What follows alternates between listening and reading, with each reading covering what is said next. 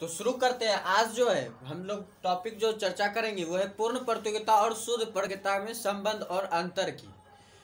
इससे पहले वीडियो में जो हम लोगों ने पूर्ण प्रतियोगिता की परिभाषा और जो है इसकी विशेषता के बारे में जाना था। आज जो है हम लोग जो है पूर्ण प्रतियोगिता और शुद्ध प्रतियोगिता में क्या क्या समानताएं और क्या क्या अंतर है उसके बारे में जानेंगे। देखिए, शुद्ध प्रतियोगिता जो और जो पूर्ण प्रतियोगिता है ये है एक ही चीज।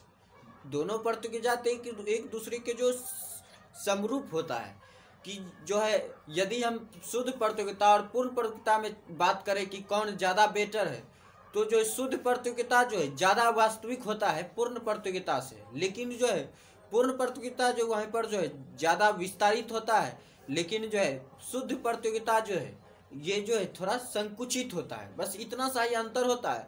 बाकी जो दोनों में समानताएं पाई जाती हैं वो जैसा कि हमने पिछले वीडियो में जो है पूर्ण प्रतियोगिता के जो विशेषता के बारे में पढ़ा था, उसी तरह जो है शुद्ध प्रतियोगिता की जो है इसी तरह समानताएं होती हैं। और जो इसकी विशेषता है वो शुद्ध प्रतियोगिता की भी विशेषता है। जो पूर्ण प्रतियोगिता की विशेषता है वो शुद्ध प्रतियोगिता की भी विशेषता है। तो उसमें जो है सबसे पहला जो है वो है क्रेता और विक्रेता की संख्या।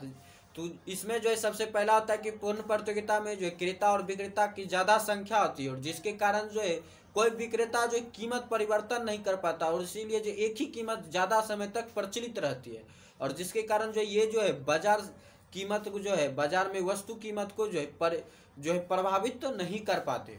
उसी प्रकार जो दूसरी इसकी विशेषता है वस्तु की समरूपता होती है, एक रूपता, कि हर दुकानदार के पास, हर विक्रेता के पास हर सामान की जो है समान इकाइयां होती हैं। कि जो है कोई अगर आलू बेच रहा है और कोई जो दूसरा दुकानदार अगर कोई स्टोर अलग से खोल रखा है तो वो भी जो आलू अवश्य रखेगा।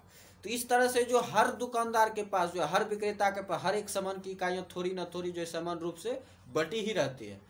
उसके बाद जो कहा जा रहा है कि फर्म एवं निष्कासन, फर्म का प्रवेश एवं निष्कासन, इसमें जो उद्योग होता है पूर्ण प्रतियोगिता के जितने भी उद्योग आते हैं तो उसमें जो फर्म का जो हम कोई भी नया फर्म लगा सकते हैं, उसमें यूज कर सकते हैं, और कोई पुराने फर्म को जो हम उससे बाहर निकाल सकते हैं, उसको जो हम उद्योग से जो बाहर निकाल सकते हैं। इसमें इसकी स्वतंत्रता होती है पूर्ण बाजार में, पूर्ण प्रतियोगिता में।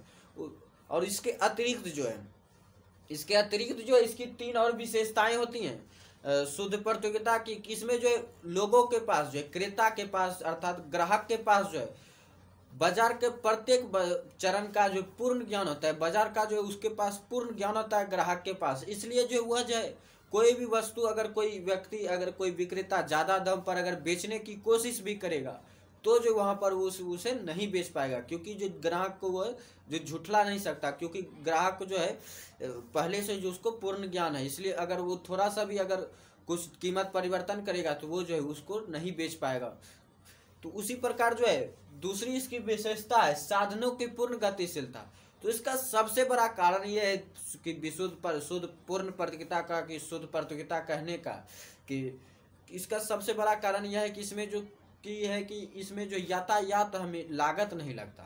किसी भी सामान को जो हमें जो है कोई भी ये वस्तु बेचनी हो तो उसको लाने का जो साधन है उसमें हमें कोई खर्च नहीं उठाना पड़ता। इसलिए जो हम जितना हम वस्तु पर जितना हम खर्च करते हैं किसी वस्तु को, तो उससे थोड़ा जो है प्रॉफिट बनाकर जो हम उस वस्तु को बेच पाते हैं, जिससे ये वस्तु जो ज़्यादा महंगी नहीं हो पाती है और ये जो निरंतर जो चलती रहती हैं। तो इसलिए जो इसमें ना ही विक्रेता को ज़्यादा परेशानी उठानी पड़ती है और ना ही ग्राहक को। तो इसमें जो सबसे पहला दूसरा जो यही है कि साधनों की जो इसमें पूर्ण गति से होता है, इसमें कोई समस्या नहीं होती। साधन के जो एक जगह से दूसरी जगह पहुंचाने में जो है कोई जो है समस्या उत्पन्न नहीं होती है। उसके बाद जो थर्ड नंबर है कि अतिरिक्त विशेषता में यातायात लागत का अभाव। तो यहाँ पर जो है जैसा कि हमने अभी बताया कि यातायात लागत का अभाव, इसमें जो है साधन के जो एक जगह से दूसरे जगह पहुंचाने के लिए जो लागत लगती है, हमें यातायात लागत लगती है, वो अभाव होता है। उसमें अभाव होता है। कहने का अर्थ है उसमें कोई खर्च हमें नहीं उठाना पड़ता। यातायात लागत में हमें जो कोई खर्च नहीं उठाने पड़ते। तो इस प्रकार से हम समझ गए पूर्ण प्रतियोगिता जो है पूर्ण प्रतियोगिता को ही जो है शुद्ध प्रतियोगिता कहा जाता है। बस थोड़ा सा अंतर है, डिफरेंस ये है कि शुद्ध प्रतियोगिता कहने पर जो ज़्यादा वास्तविकता जो प्रदर्शित होती है इकोनॉमिक्स के बाजार रूप में, जो है शुद्ध प्रतियोगिता कहने पर जो पूर्ण प्रतियोगिता को जो इसमें ज़्यादा वास्तविकता होती है, लेकिन जो ये थोड़ा संकुचित हो जाता है। क्योंकि यदि हम पूर्ण प्रतियोगिता कहते हैं इसमें स्पष्ट हो जाता है कि बाजार जो है पूर्ण रूप से जो है एक ही जो प्रभावित शक्ति से जो है एक ही प्रभावित आर्थिक व्यवस्था से जो है चल रही है। लेकिन अगर हम शुद्ध प्रतियोगिता का उदाहरण अगर करें तो हम किसी भी चीज़ को शुद्ध कब कहते हैं कि जब वह प्योर जो उसमें कोई थोड़ा सा मिलावट नहीं होता है।